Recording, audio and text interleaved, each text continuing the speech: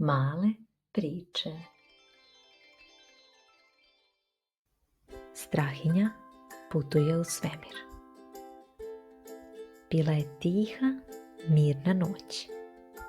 Mesec je svetlio visoko na nebu.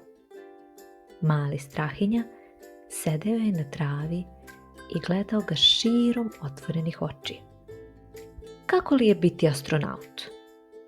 Pitao se tiho. Zamišljao je raketu, svemir i daleke planete. Zatvorio je oči i odjednom imao je astronautsko odelo. 3, 2, 1, poletanje!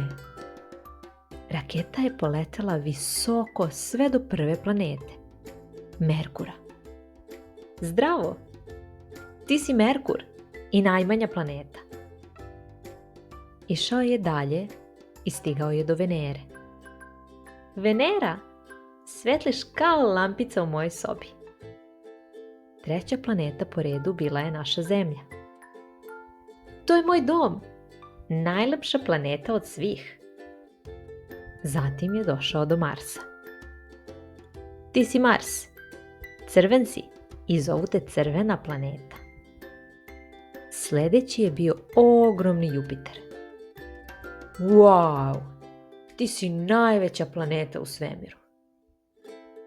Zatim je stigao do Saturna sa prelepim prstenovima. Izgledaš kao da nosiš šešir, nasmejao se Strahinja. Dalje po redu bio je Uran. Tvoj plavi led izgleda hladno kao zima, reče Strahinja. I na kraju Neptun. Ti si najdalji i najhladniji od svih. Strahinja je prošao sve planete i bilo je vreme da se vrati kući. Hvala svemire! Otvorio je oči, još je sedeo na travi ispod meseca. Mama ga je pozvala na spavanje.